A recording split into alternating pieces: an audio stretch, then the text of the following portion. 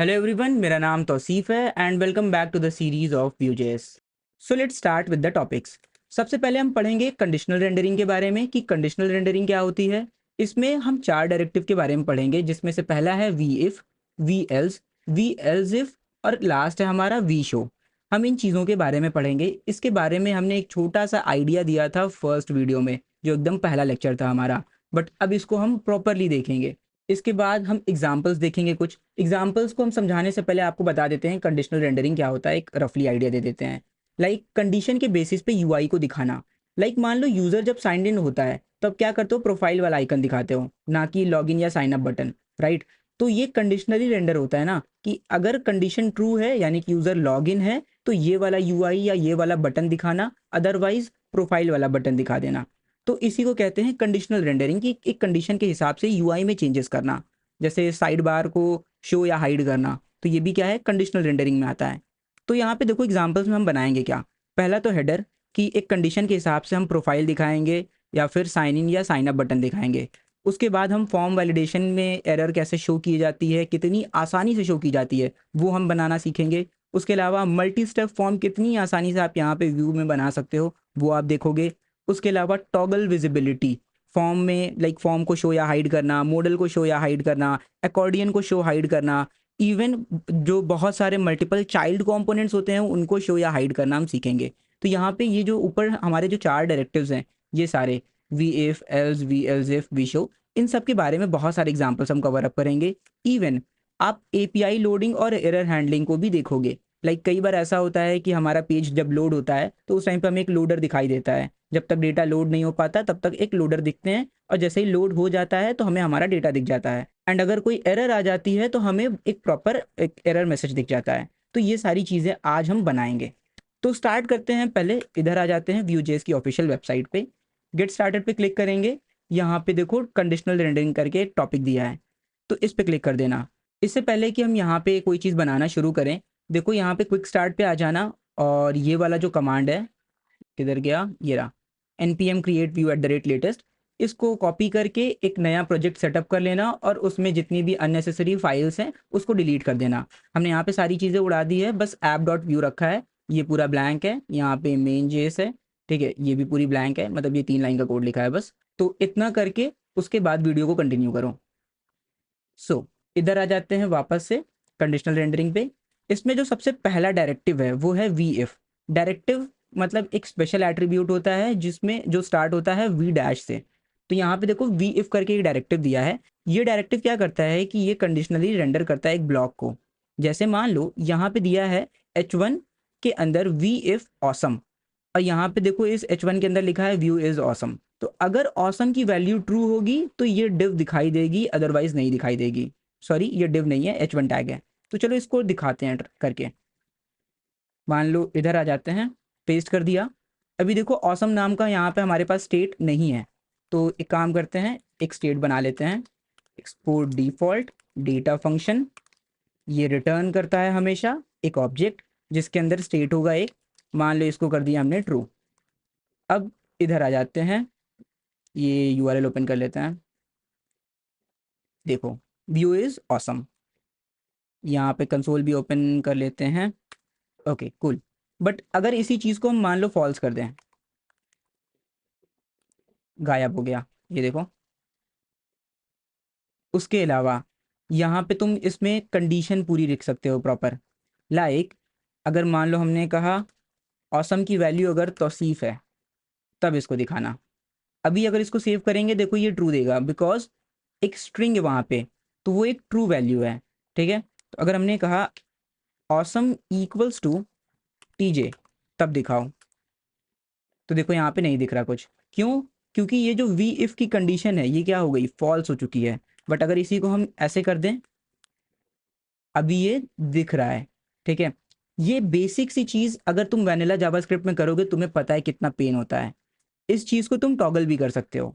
अब मान लो इसको पहले काम करते हैं, बूलियन कर देते हैं वापस से, और यहाँ पे इसको ऐसे कर दिया। अब मान लो यहाँ पे एक बटन ले लेते हैं,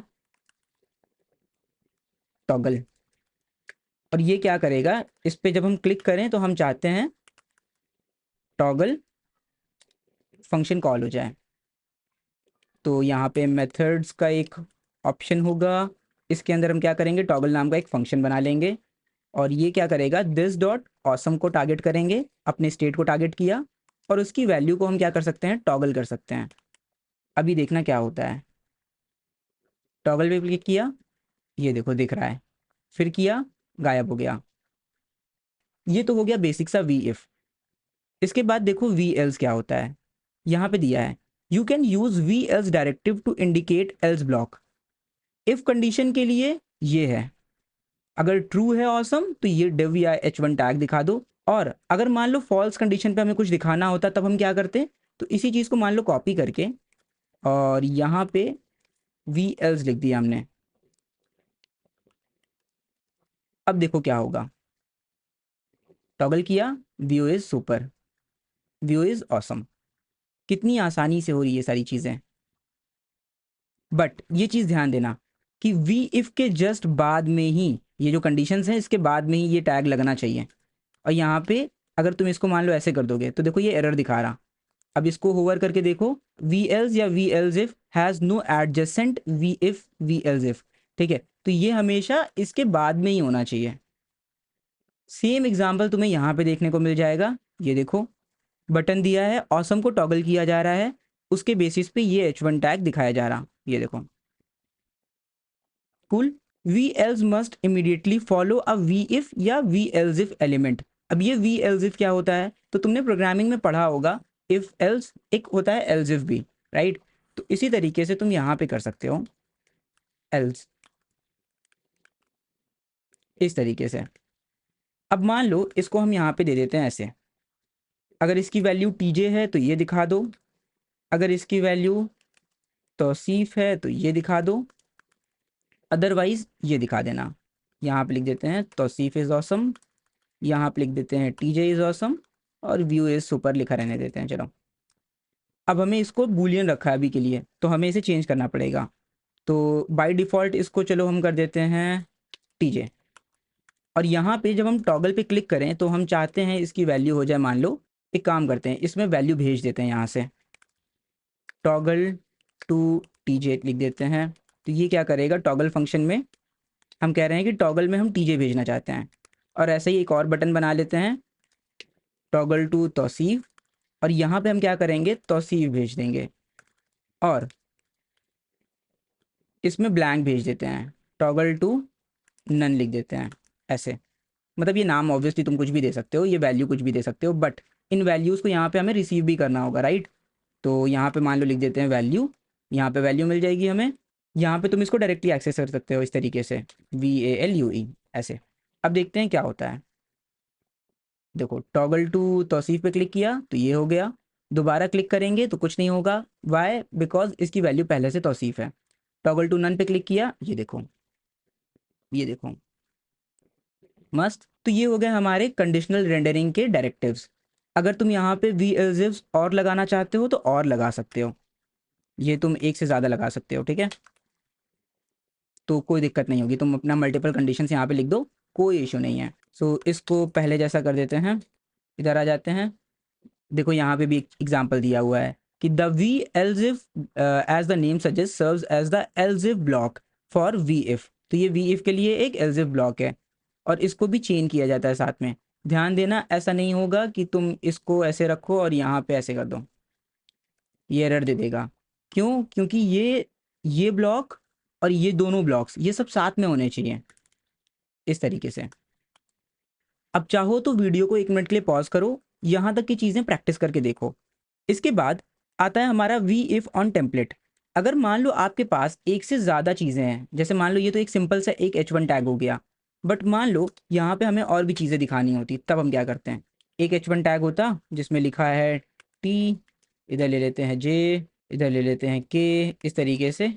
अब मान लो इन सबको हमें दिखाना है एक बार पे, तो हम क्या कर सकते हैं, सिंपली एक डिव में इसको डाल दो, यहाँ पे सीधा वी इफ डाल दो कि अगर v if awesome equals to मान लो टीजे है, तब क्या करोगे, ये पूरा दिखा देना। तो इस तरीके से भी तुम कर सकते हो, कूल। ये देखो, और सेम चीज़ तुम चाहो तो अगर तुम ये डिव नहीं लेना चाहते हो, तुम इसको टेम्पलेट कर सकते हो। मान लो इस पर क्लिक किया, दोबारा से इस पर क्लिक किया तो ये दिख रहा है। अब कहोगे तौसीफ डिव में और टेम्पलेट में क्या फ़र्क था, यहाँ पे क्या टेम्पलेट के अंदर टेम्पलेट यूज़ कर सकते हैं? तो तुम्हें एक चीज़ बताते हैं। जब यहाँ पे इसको हमने डिव किया है तो अभी देखना क्या होगा। टॉगल टू टीजे पे जैसे ही हम क्लिक करेंगे तो यहाँ पे देखना क्या होगा। ये देखो एक डिव आ गई, इस डिव के अंदर ये चीज़ें हैं, यही कोड हमने यहाँ पे भी लिखा हुआ है, राइट, ये पूरा। बट जब हम इसको टेम्पलेट करेंगे, अभी ये टेम्पलेट हो गया, अभी देखो क्या होगा। इसको वापस से ऐसे कर दिया गायब। अभी क्लिक करेंगे टॉगल टू टीजे पे तो देखो सिर्फ H1 टैग्स दिख रहे हैं, डिव नहीं आ रही या टेम्पलेट टैग नहीं आ रहा है। ठीक है, टेम्पलेट को क्या करता है Vue.js, ये बाय डिफॉल्ट इसको हटा देता है, गायब कर देगा। ठीक है, इसको तुम यहाँ पे चाहो तो पढ़ सकते हो। देखो यहाँ पे लिखा है the final rendered result will not include template tag. ये जो रेंडर वर्ड यहाँ पे यूज होता है ना, रेंडर मीन्स बेसिकली यूआई पे किसी चीज़ को दिखाना। ठीक है, तो जो फाइनल रेंडर यूआई होगा तुम्हारा, वो टेम्पलेट टैग को इंक्लूड नहीं करेगा। तुम इसी तरीके से वी एल्स इफ भी लगा सकते हो पूरा टेम्पलेट टैग पर। अब आता है एक और डायरेक्टिव जिसे कहते हैं वी शो। वी शो क्या करता है? वी शो बिल्कुल वी इफ के तरीके होता है, बस थोड़ा सा फर्क है। अब देखो क्या फ़र्क है। चलो एक काम करते हैं, ऊपर रख देते हैं, पेस्ट कर दिया, बी आर टैग्स थोड़े से लगा देते हैं, इसको दे देते हैं वी शो स्टेट, और यहाँ पर वी शो स्टेट की वैल्यू दे देते हैं फॉल्स। इधर आकर रिफ्रेश करते हैं। ओके, इसके अंदर कुछ था नहीं क्या? अच्छा ओके था, सॉरी। यहाँ पे इसको ट्रू करते हैं, पहले दिखा तो दें। देखो यहाँ पे दिख रहा है, इसको इंस्पेक्ट करते हैं पहले तो। देखो ये H1 टैग है जिसमें हेलो लिखा हुआ है, राइट, इस पे ध्यान देना। अगर हमने इसको फॉल्स कर दिया तो क्या होगा? सेम चीज़ हो रही, नहीं दिख रहा है यहाँ पे देखो। बट फर्क है एक चीज़, यहाँ पे देखो H1 टैग में क्या लिखा है, डिस्प्ले नन। बट अगर अभी देखना, जब हम यहाँ पे टॉगल टू तौसीफ पे क्लिक करेंगे तो ये डेटा के साथ क्या होता है। मान लो टॉगल टू नन पे क्लिक कर दिया, डॉम से पूरा डेटा ही चला गया, वो जो ये डिव था ना पूरा, ये वाला, ये पूरा क्या हुआ, ये गायब हो गया, राइट। यहाँ पे देखो डॉम में दिख ही नहीं रहा। बट जब H1 की वैल्यू हमने फॉल्स की तब क्या हुआ, मतलब वी शो की वैल्यू जब हमने फॉल्स की तो क्या हुआ, ये यूआई पर तो है बस डिस्प्ले नन है। तो इसमें फ़र्क है, समझ में आ रहा है। एक चीज़ जो यूआई में दिखाई नहीं दे रही, यहाँ पे तुम्हारे डॉम में एग्जिस्ट नहीं कर रहा। जब तुम वी इफ़ यूज़ करते हो तो देखो डॉम में चीज़ें दिखती है तब जब वी इफ़ की कंडीशन ट्रू होगी। जैसे ही कंडीशन फॉल्स होगी तो डॉम से निकाल दिया जाता है, उसे रिमूव कर देंगे। आप चाइल्ड को या किसी एलिमेंट को चाहो तो डॉम से रिमूव कर सकते हो, तो यहाँ पे सेम होता है काम, आप रिमूव कर देते हो। बट यहाँ पे क्या हो रहा है, वी शो पे आप सिर्फ डिस्प्ले प्रॉपर्टी को टॉगल कर रहे हो। अगर मान लो एक बटन दे देते हैं यहाँ पे, एक और बटन टॉगल शो, और at the rate click equals to, यहाँ पे टॉगल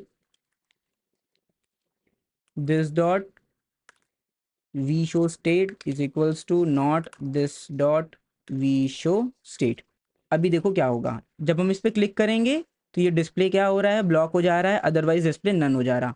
तो इसकी डिस्प्ले प्रॉपर्टी टॉगल हो रही है, बट यहाँ पे क्या हो रहा, डॉम से ही चीज़ें गायब हो जा रही है। अब कहोगे तो सिर्फ इसमें फ़र्क क्या है, तो देखो फ़र्क तो है, कुछ कुछ जगहों पे आपको वी शो यूज़ करना होता है, बट कुछ जगहों पे आपको क्या करना होता है, वी इफ़ यूज़ करना होता है। अब इसका फ़र्क कैसे जाने वो अभी हम बाद में डिस्कस करेंगे, बट एक छोटा सा तुम्हें ग्लिम्स दे दें तो तुम वी शो का आइडिया लगा सकते हो। जैसे अकॉर्डियन जब तुम यूज़ करते हो, ठीक है, अकॉर्डियन जब तुम यूज़ करते हो तो उसमें तुम वी शो के साथ टॉगल कर सकते हो। क्यों? क्योंकि एक छोटा सा पीस ऑफ डेटा है, उसको तुम शो या हाइड कर रहे हो। आप वी इफ को तब यूज़ करते हो जब आपको कोई कंपोनेंट डॉम में चाहिए ही नहीं, क्योंकि मान लो ये हो सकता है एक बड़ा सा कंपोनेंट हो जो कुछ ऑपरेशन परफॉर्म कर रहा हो, जब हमें वो चाहिए ही नहीं तो हम क्यों करें, कि हम क्यों ही रखें उसको। जैसे अगर मान लो मैं अपनी वेबसाइट पे आ जाता हूँ और ये इसका मोबाइल व्यू है। अब देखो इसमें यहाँ पे तुम्हें वी इफ लगाने की ज़रूरत है या वी शो। सी, इसको डॉम से निकालने का कोई फ़ायदा है नहीं है। क्यों नहीं है? क्योंकि हमें बीच बीच में बार बार इस पर क्लिक करना रहेगा और ये ओपन होगा, ठीक है। और इसका डॉम में यूज़ है हमारे, हम इसको क्यों जो है डॉम से ही निकाल फेंकें। यहाँ पे हम वी शो यूज़ कर सकते हैं, राइट। बट मान लो ये एक कॉम्पोनेंट होता है, ये एक पूरा कॉम्पोनेंट है मान लो, ठीक है, जिसके अंदर मैंने ये पूरी सारी चीज़ें लिखी है। अब मुझे एक चीज़ बताना कि जब हम यहाँ पे इस पेज पे आएंगे, ब्लॉग्स वाले पेज पे आएंगे, तो क्या हमें इस कंपोनेंट की ज़रूरत थी? नहीं थी। तो उस कंपोनेंट में हमने वी इफ़ लगाया। समझ में आ रहा है? तो इस तरीके से आप चीज़ें डिसाइड करोगे। बट बहुत ज़्यादा दिमाग लगाने की ज़रूरत नहीं है। नहीं भी समझ में आया तो कोई बात नहीं, जब आगे चल के हम प्रैक्टिकल करेंगे ये चीज़ें ज़्यादा क्लियर होंगी। तो अभी देखो यहाँ पे डिफरेंस भी दिया है।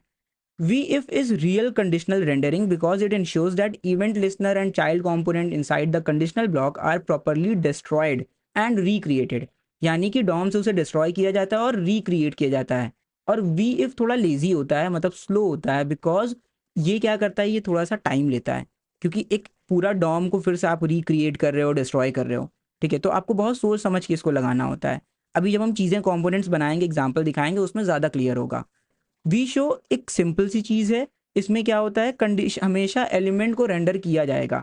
जैसे मान लो अगर इसके अंदर अभी तो एक H1 टैग है, बट इसके अंदर मान लो काफ़ी सारी चीज़ें होती, वो तब भी रेंडर करता। डजेंट मैटर ये जो है हाइड होता या क्या करते हैं, शो होता। राइट, तो ये शो हो चाहे हाइड हो, ये तब भी रेंडर होता। ठीक है, बस इसकी डिस्प्ले प्रोबेबिलिटी नन हो जाती। V if has higher toggle cost. V if की जो टॉगल कॉस्ट होती है हाई होती है, क्योंकि इसमें डाउन मैनिपुलेशन होता है प्रॉपर। वी शो क्या होता है, हाइयर इनिशियल रेंडरिंग कॉस्ट। इसकी जो इनिशियल रेंडरिंग कॉस्ट होती है, जब शुरुआत में ये दिखेगा, जब हमारा पेज लोड होगा, तब इसकी कॉस्ट ज़्यादा होगी। क्यों? क्योंकि मान लो अगर इसकी वैल्यू फॉल्स भी है, तब भी ये लोड हो रहा है, ये पीस ऑफ डेटा या पीस ऑफ टैग लोड हो रहा है। बट वी इफ के केस में क्या होता है कि इनिशियल रेंडरिंग कॉस्ट ही नहीं होती। अगर ये चीज़ की वैल्यू फॉल्स है तो ये लोड ही नहीं होगा। जब लोड नहीं होगा तो स्पीड हमें मिलेगी। यहाँ पे वी इफ विद फॉर के बारे में दिया है, बट इसको हम अभी के लिए छोड़ देंगे। अब चाहो तुम वीडियो 1 मिनट के लिए पॉज कर लो, ये सारी चीज़ें पढ़ लो, फिर हम कंपोनेंट्स जब बनाएंगे तो चीज़ें ज़्यादा क्लियर हो जाएंगी। कूल। सो स्टार्ट करते हैं। हेडर, योर प्रोफाइल या sign in sign up button, इससे शुरू करते हैं। तो इधर आ जाओ, इस पूरे को हम लोग खाली कर देते हैं पहले तो।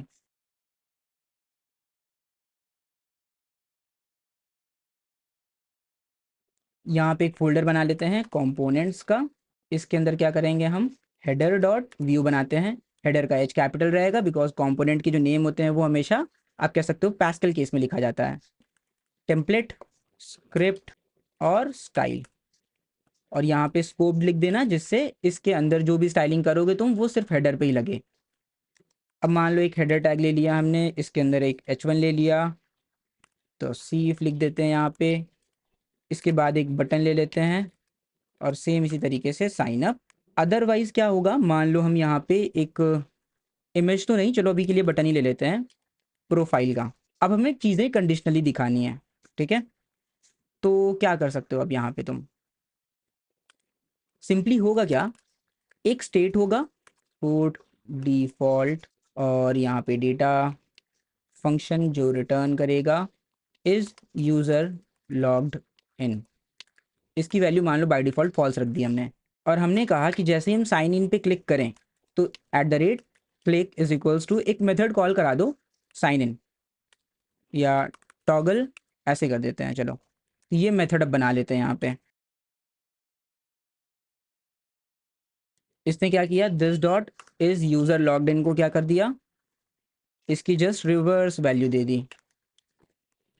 ओके, मैं यहाँ पे देखो ज़्यादा CSS नहीं लिखूंगा, बट एक बटन हमें यहाँ पे और भी चाहिए, लॉग आउट। राइट, और इस पर क्लिक करने पर लॉग आउट फंक्शन कॉल हो जाए, और this dot is user logged इन को ये कर दे फॉल्स। बाय द वे यहाँ पे टॉगल साइन इन की ज़रूरत नहीं, हमें सीधा साइन इन दे देते हैं बटन का नाम। ठीक है, साइन अप को हम यूज़ नहीं करेंगे, वो तो बस ऐसे बना दिया मैंने, और ये इसकी वैल्यू को सिर्फ ट्रू करेगा। तो इस बटन पे, साइन इन बटन पे क्लिक करने पर हम इस स्टेट को ट्रू कर देंगे, लॉग आउट पे क्लिक करने पर हम इसको फॉल्स कर देंगे। अब इसी के बिहाफ पे हमें यहाँ पे चीज़ें करनी है। पहले इसका आउटपुट देख लेते हैं, चलो। ओके, अभी तो इसे इंपोर्ट कराना पड़ेगा, सॉरी, इंपोर्ट हेडर। इसके बाद हमें कंपोनेंट्स का एक ऑप्शन मिलता है जिसके अंदर हमें इसे रजिस्टर करना होता है। अब तुम चाहो तो इसको यहाँ पे टेम्पलेट में यूज़ कर सकते हो। ये आ गया, देखो। अभी इस पर क्लिक करने का कोई मतलब नहीं बनता, राइट, क्योंकि इस पर क्लिक करने पे भले वैल्यू चेंज हो भी रही हो, बट हमें यहाँ पे कोई भी रिजल्ट देखने को नहीं मिलेगा। तो चलो एक काम करते हैं, यहाँ पे वी इफ डायरेक्टिव को यूज़ करते हैं। एक डिव में इसको रख लेते हैं। हमने कहा कि अगर यूज़र लॉग्ड इन है तो इनको मत दिखाना, तो हमने कहा v if not user logged is user logged in, ऐसे। अगर is user logged in false है तो ये दिख जाएगा। अदरवाइज हम क्या कर सकते हैं, यहाँ पे वी एल्स लगा सकते हैं और इन दोनों को इधर रख सकते हैं। ये देखो, लॉगआउट पे क्लिक करेंगे, ये दो बटन दिख रहे हैं, साइन इन पे क्लिक किया तो ये बटन दिख रहा है। तो कुछ इस तरीके से देखो चीज़ें काम करेंगी। ये देखो, अब तुम कहोगे तौसीफ ये बताओ कि यहाँ पे तो तुम वी शो से भी काम कर सकते थे ना, यहाँ पे वी डैश शो। बट एक चीज़ ध्यान देना, यहाँ पे वी शो के साथ वी एल्स या वी एल्स इफ नहीं काम करेगा, वी शो एक डिफरेंट चीज़ है। तो चलो एक काम करते हैं, यहाँ पे तुम ये भी कह सकते हो, तो सिर्फ इसको तुम ऐसे लिख दो, इज़ यूज़र लॉग्ड इन अगर ट्रू है तो ऐसे दिखा दो, ये लो, तब भी काम करना चाहिए, राइट। कि अगर ट्रू है तो ये वाली डिप दिखेगी, अदरवाइज ये वाली डिप दिखेगी। तो चलो ट्राई करते हैं, साइन इन पे क्लिक किया, ये दिख रहा, अदरवाइज ये दिख रहा। बट मुझे एक बात बताओ, डॉम में ये चीज़ दिखानी ही क्यों है? अभी तो यहाँ पे सिर्फ दो बटन है, मान लो यहाँ पे एक ड्रॉप डाउन होता है, उसके अंदर काफ़ी सारी चीज़ें होती है और कोई चीज़ होती, तो ये चीज़ें डॉम में हम क्यों दिखाएं जब हमें इसको यूज़ ही नहीं करना? जब यूज़र साइन इन करेगा उसके बाद दिखाना ना। इसलिए हम यहाँ पे वी इफ़ वी एल्स का डायरेक्टिव को यूज़ कर रहे थे। इसको आप चाहो तो, अगर आपको ये ऑड लग रहा है नॉट सिंबल, तो आप इसको ऐसे करके यहाँ पे इसको ऊपर भेज दो और इन दोनों को नीचे रख दो कि अगर यूज़र लॉग्ड इन है तो ऐसे दिखा देना, अदरवाइज ये दिखा देना। सेम चीज़ तुम बना के देखो और इसकी CSS थोड़ी सी बस इम्प्रूव कर देना, ठीक है। हम यहाँ पे CSS पे काम नहीं करना चाह रहे हैं। कूल। अब क्या बनाना है हमें, और चीज़ें देख लेते हैं। Form validation error. अब मान लो इसी तरीके से कोई फॉर्म होता है हमारे पास, तो एक फॉर्म डॉट व्यू बना लेते हैं। इसको एक काम करते हैं, मैं इसको कॉपी कर लेता हूँ क्योंकि ये चीज़ तो यूज़ करनी ही करनी है। मान लो एक फॉर्म टैग ले लेते हैं और इसके अंदर अभी के लिए एक इनपुट फील्ड होगा, एक लेबल दे देते हैं नेम और इसको डिव में डाल देते हैं पहले तो। अब इसकी रेप्लिका बना लेते हैं, ईमेल, पासवर्ड, ऐसे करके मान लो चीज़ें हमने बना दी। मान लो तुम यहाँ पे एरर दिखाना चाहते हो, टॉप पे दिखाना है या कहीं पे दिखाना है, तुम सिंगल डिव पे भी एरर दिखा सकते हो, तुम मल्टीपल डिव में भी दिखा सकते हो। चलो हम एक काम करते हैं, अभी के लिए पहले सिंगल डिव दिखाते हैं तुमको। एक बटन भी ले लें पहले, बटन सबमिट। हम यहाँ पे फॉर्म के बारे में बहुत डिटेल में जो नेक्स्ट वीडियोस आएंगी उसमें कवर अप करेंगे कि इनके इनपुट्स को कैसे हैंडल कर सकते हो एफिशिएंटली। बहुत मज़ेदार चीज़ है फॉर्म हैंडलिंग, इसमें बहुत ईजी होती है। अभी के लिए यहाँ पे इसको बस ऐसे ले लो, देख लो, क्लिक करने पर वैलिडेट फॉर्म पे ये कॉल कर दें। अब यहाँ पर हमने कहा कि मेथड्स बना दो वैलिडेट फॉर्म नाम का। अभी के लिए यहाँ पर हम सिंपली डेटा फंक्शन रिटर्न करा दे रहे हैं, एरर बाय डिफ़ॉल्ट नल दे देते हैं चलो, और यहाँ पे कॉमा लगा देते हैं। हमने कहा कि वी इफ़ अगर ट्रू है, यानी कि एरर अगर ट्रू है तो क्या कर देना कि एरर की जो भी वैल्यू है उसको यहाँ पे दिखा देना। तो मस्टैश के अंदर एरर लिख दिया हमने। अब मान लो ये वैलिडेट फॉर्म में हम अपने से ही सेट कर रहे हैं, हमने कहा कि इफ़ दिस डॉट एरर, अगर ये नॉट ट्रू है तो हम यहाँ पे क्या करेंगे, दिस डॉट एरर में लिख देते हैं, मान लो अभी के लिए हम ऐसे ही लिख दे रहे हैं कि इनकरेक्ट पासवर्ड मान लो दे दिया। अदरवाइज हमने कहा कि दिस डॉट एरर को क्या करो, नल कर दो। अब देखो क्या होगा। ओके सॉरी, इसको भी इंपोर्ट करा लें, इंपोर्ट फॉर्म, इसको कमेंट कर देते हैं यहाँ पे और फॉर्म टैग को यहाँ पे लगा देते हैं। सॉरी फॉर्म टैग नहीं, फॉर्म कंपोनेंट। अब देखो जैसे ही हम सबमिट पे क्लिक करेंगे, ओके देखो एक चीज़ हुई, इस पर क्लिक किया, पेज पूरा रिफ्रेश हो रहा। जानते हो क्यों हो रहा? क्योंकि यहाँ पे हमने फॉर्म टैग यूज़ किया हुआ है और इस पर जब भी हम क्लिक करते हैं तो ये सबमिट कर दे रहा है। तो हमने कहा कि इसका टाइप दे दो बटन।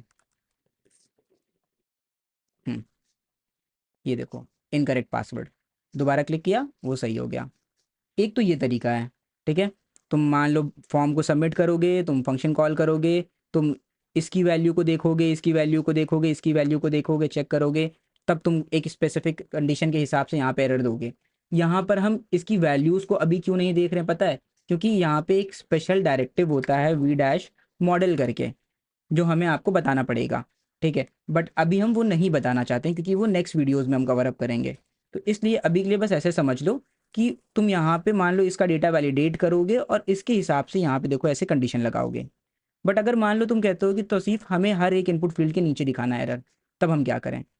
तब तुम यूँ कर सकते हो कि ऐसे कर लो। अब देखो सिंस ये एक छोटी सी चीज़ है तो यहाँ पे तुम वी शो लगा सकते हो, ठीक है। हमने कहा v show error dot name की वैल्यू अगर नल नहीं है, यहाँ पे अभी एरर नल है, राइट। बट हमने कहा कि एरर को एक ऑब्जेक्ट बना लो। इसमें हम करेंगे क्या कि जितने भी फॉर्म के एलिमेंट्स हैं उनके नाम दे देते हैं जिससे उनको वैलिडेट कर सकें हम। क्योंकि अब 4 या जैसे मान लो यहाँ पे 3 फील्ड हैं, तो 3 फील्ड के लिए हमें 3 स्टेट चाहिए होगा। या तो हम 3 स्टेट बना लें एरर के, जिससे अलग-अलग हम कंडीशन लगा सकें कि ये नाम वाला स्टेट ट्रू है, तो नाम वाली एरर दिखा दो, ईमेल वाला स्टेट ट्रू है, तो ईमेल वाली एरर दिखा दो। Same for password. बट यहाँ पे हम ऐसे भी कर सकते हैं, एक ऑब्जेक्ट ले लिया, नेम की वैल्यू दे दिया नल, ईमेल की वैल्यू दे दिया नल, और सेम पासवर्ड की वैल्यू दे दिया नल। कूल। इसको कमेंट कर देते हैं अभी के लिए। हमने कहा एरर डॉट नेम अगर ट्रू है तो एरर डॉट नेम में जो भी मैसेज है वो दिखा दो। सेम यहाँ पे हम कर सकते हैं और सेम हम यहाँ पे भी कर सकते हैं। बस इसको हम बदल देंगे ईमेल में, और ईमेल में ईमेल वाला मैसेज दिखाएंगे हम, पासवर्ड में पासवर्ड वाला मैसेज दिखाएंगे हम। ऐसे हो जाएगा। अब मान लो वैलिडेशन करते वक्त इसको ऐसे कर लेते हैं, चलो अभी के लिए इसको हम हटा रहे हैं, ठीक है। दिस डॉट एरर डॉट मान लो पासवर्ड इनकरेक्ट पासवर्ड कर देते हैं, और नेम लिख देते हैं इनवैलिड नेम। अभी देखो कुछ नहीं दिख रहा, बट जैसे ही हमने सबमिट पे क्लिक किया तो मान लो किसी कंडीशन के हिसाब से नेम वैलिड नहीं था, तो यहाँ पे ये एरर दिख जाएगी, और देखो इनकरेक्ट पासवर्ड भी दिख रहा। सेम काम तुम यहाँ पे ऐसे ईमेल के लिए भी कर सकते हो। ईमेल क्लिक किया, ऐसे दिख रहा। तो एक बार में एक दिखाना है तो भी कैसे होगा आपने देख लिया, एक बार में एक से ज़्यादा दिखाना है तो भी कैसे होगा वो भी देख लिया, राइट। तो इस तरीके की चीज़ें आप कर सकते हो।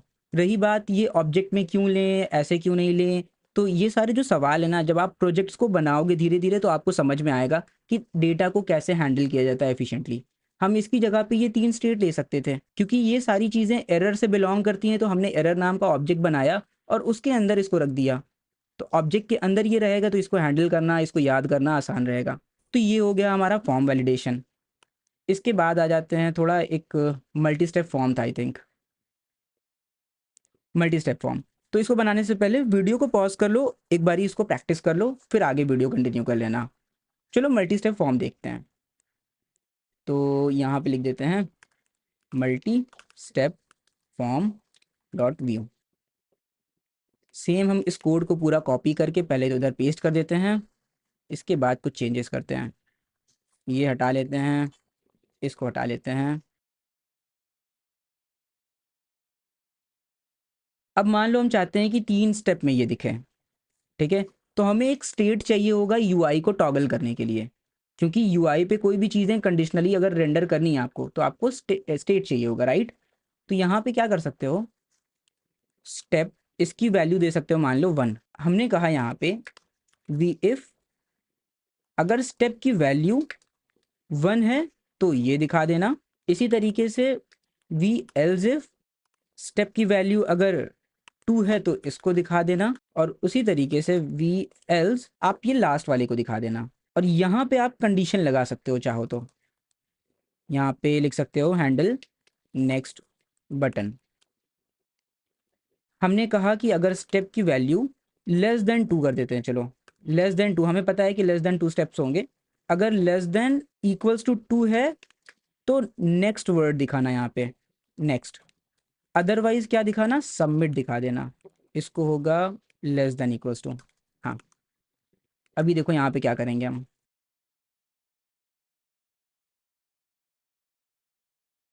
और इफ़ एक कंडीशन भी हमें लगानी है कि ऐसा ना हो कि दिस डॉट स्टेप की वैल्यू 3 4 5 6 कुछ भी चली जाए।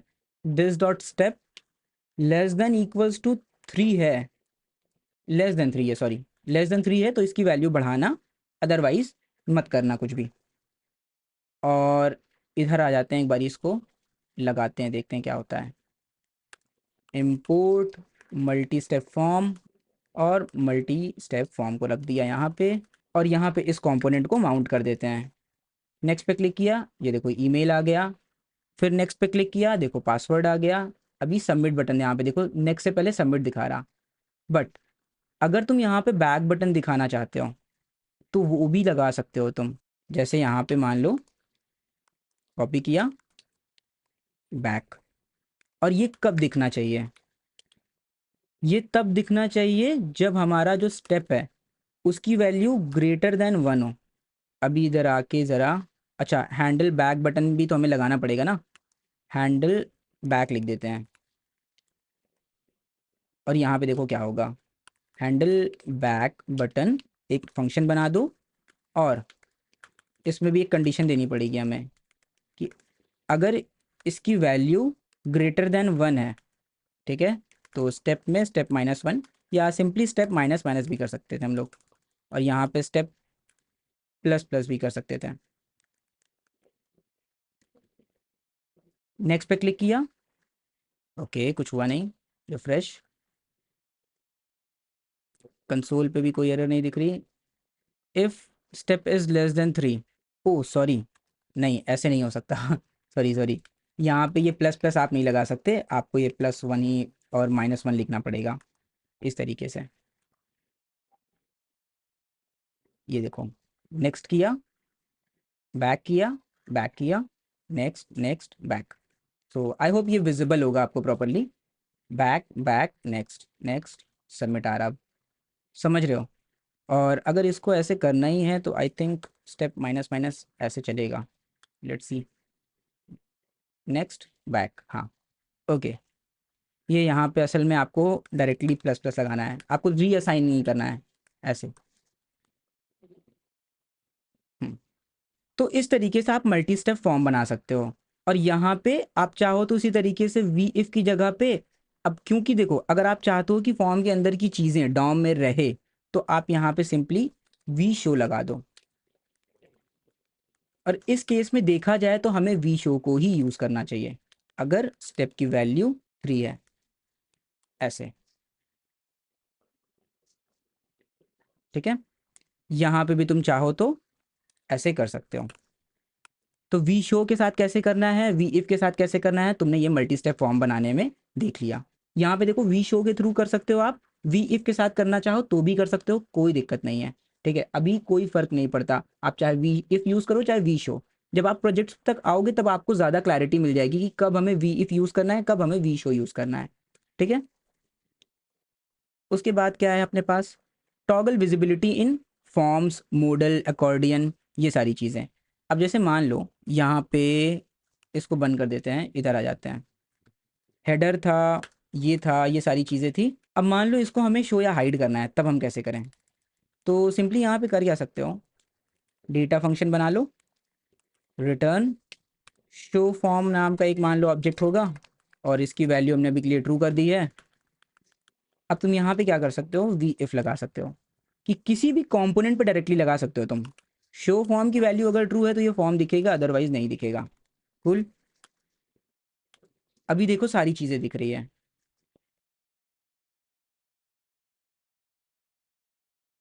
थोड़ा सा डिफ्रेंशिएशन हो जाएगा। इसकी वैल्यू को अगर हमने फॉल्स कर दिया या कोई बटन था जिसने इसको फॉल्स कर दिया होगा, तब देखो तुम यहाँ पे सिंपली क्या कर सकते हो, एक मेथड बना लो, एक बटन डाल दो जो इस वी शो फॉर्म को क्या करे, टॉगल करे। तो ये चीज़ भी तुम करके देख सकते हो। ठीक है, अपने से कुछ चीज़ें ट्राई करो, सारी चीज़ें ऐसा नहीं करना कि हम पे ही छोड़ दो। उसके बाद शो, मान लो हेडर है, उसी तरीके से इसको फॉल्स कर दिया अगर हमने और इस पे कंडीशन लगा दिया तो क्या होगा, शो हेडर गायब हो गया। ध्यान देना, इसके अंदर जाके देखना कि ये देखो एलिमेंट कहाँ है, नहीं है। बट अगर यही चीज़ वी शो होती तो क्या होता, एलिमेंट है बस उसकी प्रॉपर्टी डिस्प्ले नन हो गई है। तुम्हें एक चीज़ और दिखाते हैं, वी शो और वी इफ़ का फ़र्क। हम बस इतनी चीज़ें सिखा रहे हैं। यहाँ पे अकॉर्डियन हम लोगों ने पहले भी वीडियो में बनाया था, उसको बना के देख लो। उसमें हम लोगों ने वी बाइंड यूज़ किया था, क्लासेस की हेल्प से टॉगल किया था। तुम उसको वी इफ़ के साथ या वी शो के साथ कर सकते हो। यहाँ पे देखो मल्टीपल चाइल्ड कंपोनेंट्स को कैसे टॉगल कर रहे हैं हम लोग, यही है। ये देखो, तुम यहाँ पे सिर्फ वी एल्स इफ भी पूरा लगा सकते हो तो भी कोई दिक्कत नहीं है। अच्छा एक चीज़ दिखाते हैं तुमको, मान लो ये वी इफ कर देते हैं हम और हेडर को ट्रू कर देते हैं। और अगर हेडर कंपोनेंट के अंदर हम आ जाएं, हमने एक चीज़ के बारे में पढ़ा था, ऑन माउंटेड। ये एक फंक्शन होता है कि जब कंपोनेंट माउंट हो, जब कंपोनेंट कहीं पे लगे, ठीक है, माउंट होने का मतलब है किसी जगह पे लगना। जब आप यहाँ पे कंपोनेंट लाइक यहाँ पे ये चीज़ विजिबल है, इसका मतलब ये माउंट हो चुका है, राइट। तो हमने कहा जैसे ही ये कंपोनेंट माउंट हो तो कंसोल डॉट लॉग कर दो हेडर माउंटेड, ठीक है। रिफ्रेश किया, अभी ये ऐसे ही दिख रहा है। ऑन माउंटेड नहीं होता, शायद माउंटेड सिर्फ फंक्शन होता है, सॉरी माउंटेड फंक्शन होता है। ऑन माउंटेड असल में हमारा उसमें होता है कॉम्पोजिशन एपीआई में। सी, जैसे हम पेज रिफ्रेश कर रहे हैं तो ये माउंट हो गया, राइट। अभी देखो क्या होगा।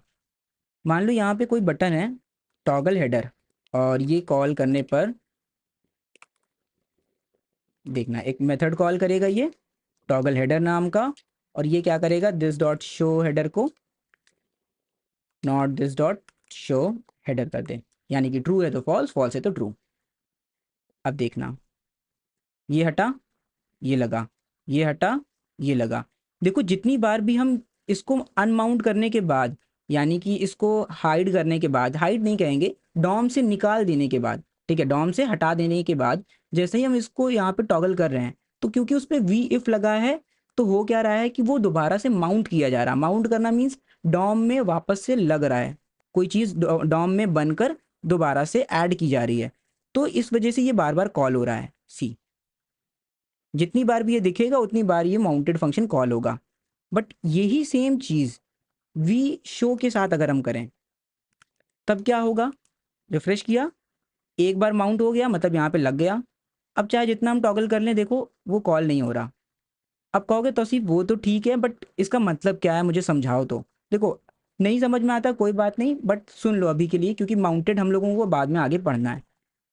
मान लो इसके अंदर कोई एपीआई कॉल करानी होती तुम्हें, मान लो यहाँ पे ये कोई टेबल होता और इसमें डेटा फेच करा के तुम यहाँ पे शो कर रहे होते, तब क्या होता कि जितनी बार भी तुम इसको शो या हाइड करते, जितनी बार भी इसको तुम शो या हाइड करते तो एपीआई कॉल होती उतनी बार, जिसका कोई मतलब नहीं बनता। बट अगर तुम वी शो यूज करते तो सिर्फ एक बार एपीआई कॉल होती, डेटा यहाँ पे आ जाता, और चाहे जितना तुम हाइड या शो करो बार बार एपीआई कॉल नहीं होती, इसके दिखने या ना दिखने पर। समझ रहे हो। तो बाकी जब हम प्रोजेक्ट बनाएंगे तो इसके बारे में और डिटेल में बात करेंगे ही। तो ये था v if, v for, v show, ये सारी चीज़ें। रही बात API loading and error handling की, चलो इसको भी एक बेसिक दिखा देते हैं तुमको कि इसमें कहने का मतलब क्या है। मान लो ये है, चलो एक काम करते हैं, नया डेटा बना लेते हैं, API load, API data dot view कर देते हैं चलो। और इसमें हम करेंगे क्या, टेम्पलेट सेम, स्क्रिप्ट स्टाइल को छोड़ देते हैं अभी के लिए। यहाँ पे एक्सपोर्ट डिफ़ॉल्ट डेटा फंक्शन जो रिटर्न करेगा एक स्टेट को जिसके अंदर होगा मान लो यूज़र डेटा जो कि अभी नल है, और एरर जो कि अभी नल है, ठीक है। और इसमें हम एक मेथड बना देते हैं फेच डेटा, और ये फंक्शन क्या करेगा अभी के लिए, सेट टाइम आउट। ये एक दिस डॉट यूज़र डेटा में मान लो इसने डाल दिया ब्लैंक एरे, या चलो नेम दे देते हैं, ऐसे मान लो इसे रैंडम हमने डेटा दे दिया अभी के लिए। और ये कॉल होगा 3 सेकेंड्स के बाद मान लो। और ये कब कॉल होना चाहिए, हमने कहा ऑन माउंटेड, माउंटेड फंक्शन पे this dot fetch data. Functions को भी हम लोग क्या कर सकते हैं, दिस की हेल्प से फेच कर सकते हैं, मतलब एक्सेस कर सकते हैं। मान लो डिव यूज़र डेटा, हम ऐसे ही दिखा देते हैं चलो, यूज़र डेटा वी इफ, अगर एक लोडिंग भी ले लेते हैं ना, is loading is equals to true. By default हमने कहा कि लोडिंग ट्रू रहेगा, तो अगर लोडिंग हो रहा है तो सिंपली यहाँ पे दिखाओ डेटा इज लोडिंग। उसी तरीके से डिव ले लिया एक, इस पे लगा दिया वी एल्स इफ, अगर मान लो this dot user data, sorry this लिखने की ज़रूरत नहीं है, अगर यूज़र डेटा आ रहा है हमारे पास तो ऐसे कर दो, अदरवाइज डिव, और यहाँ पे हम एरर दिखा सकते हैं, v else if, sorry v else लगा देते हैं सिर्फ, तो हम एरर दिखा देंगे। अब देखो क्या होगा, इस कंपोनेंट को यहाँ पे मान लो हमने इंपोर्ट कर लिया, अगर इंपोर्ट API डेटा, बस एक सेकंड यहाँ पे इसको मैं लिख लूँ उसके बाद। हम्म, जैसे ही ये जैसे ही हमारा पेज लोड होगा या ये कंपोनेंट जैसे ही माउंट होगा तो ये फंक्शन कॉल होगा। ये फंक्शन कह रहा है कि 3 सेकंड के बाद ये चीज़ एग्जीक्यूट कर देना। ठीक है, ये दिस डॉट यूज़र डेटा को क्या करेगा, यहाँ पे ये रख देगा। दिस डॉट यूज़र डेटा की बाय डिफ़ॉल्ट वैल्यू क्या है, नल है, यानी कि इसमें कुछ भी नहीं ना। तो क्या ये कंडीशन ट्रू होगी, नहीं होगी, राइट। तो हमने कहा बाय डिफ़ॉल्ट लोडिंग है तो हमें सबसे पहले क्या दिखेगा, लोडिंग दिखेगा। फिर 3 सेकंड के बाद डेटा फेच होगा, मान लो एपीआई से 3 सेकंड के बाद डेटा आया। अब हमें क्या करना है, दिस डॉट इज लोडिंग को क्या कर देंगे, हम फॉल्स कर देंगे। ठीक है, अगर मान लो कोई एरर आती तो हम यहाँ पे एरर की वैल्यू को नल से कुछ और कर देते हैं। अभी के लिए मान लेते हैं एरर नहीं आ रही। तो चलो इसको आउटपुट देखते हैं इसका। रिफ्रेश किया, API data is custom element, अच्छा सॉरी यहाँ पे रजिस्टर नहीं किया हमने। देखो डेटा इज लोडिंग 1 2 3, ये डेटा आ गया। बट इसी चीज़ को मान लो अगर यहाँ पे मान लो एरर आ जाती है अगर, तो हमने कहा this dot error is equals to fail to access API, data is loading fail to access to API.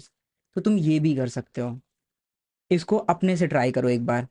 ठीक है, तो इतनी सारी चीज़ें, इतने सारे एग्जांपल्स मैंने तुम्हें दिखा दिए। तो आई होप ये वीडियो हेल्पफुल होगी। इस सेशन के लिए इतना ही। Thank you for watching the video.